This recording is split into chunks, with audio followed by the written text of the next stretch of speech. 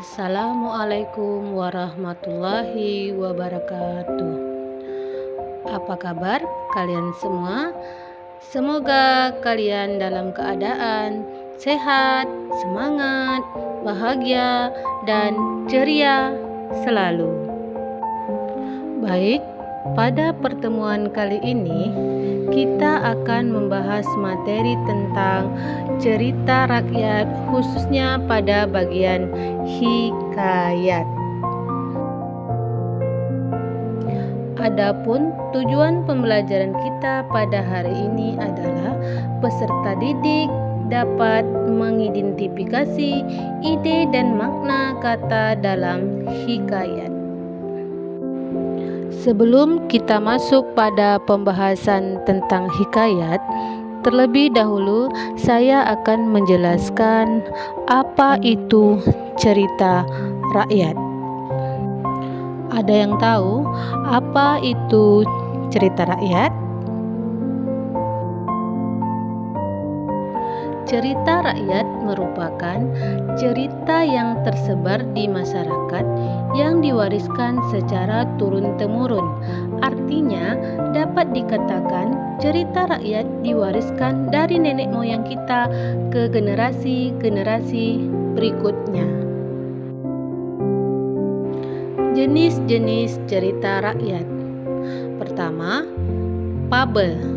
Fabel adalah cerita tentang binatang, misalnya menceritakan tentang kisah sang kancil, si raja rimba, dan lain-lain.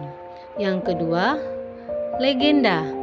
Legenda adalah cerita yang mengisahkan asal-usul suatu hal atau tempat, misalnya Tangkuban Perahu, Danau Toba, dan lain-lain. Yang ketiga, mite. Mite adalah cerita yang berisi cerita kehidupan dewa-dewi, misalnya kisah Mahabharata, Ramayana, dan lain-lain. Yang terakhir, hikayat, kisah tentang kehidupan di istana, tentang bangsawan, dan lain-lain. Apakah kalian pernah membaca salah satu dari hikayat berikut ini? Hikayat Hang Tuah, hikayat Bayan Budiman, atau hikayat Iskandar Zulkarnain. Apa itu hikayat? Hikayat berasal dari bahasa Arab, yaitu haka, yang artinya bercerita atau menceritakan.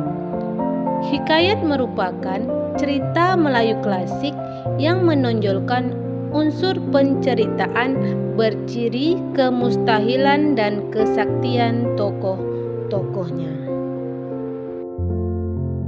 Karakteristik atau ciri-ciri hikayat.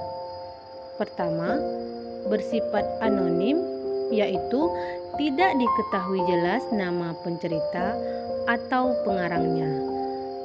Hal tersebut disebabkan karena disampaikan secara lisan. Yang kedua, mengandung hal-hal yang bersifat mustahil, yaitu hal yang tidak logis atau tidak bisa dinalar. Misalnya, menghidupkan kembali orang mati.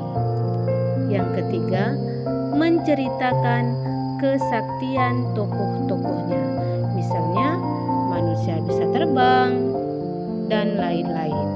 Yang keempat, bersifat istana sentris, yaitu bertema dan berlatar tentang kerajaan.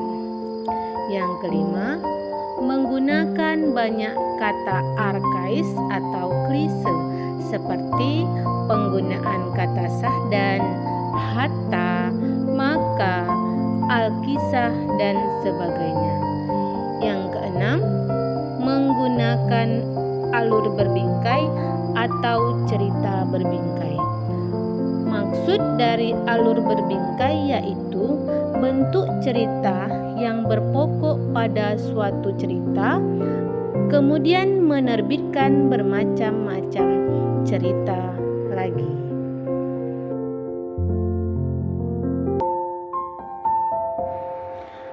Terima kasih.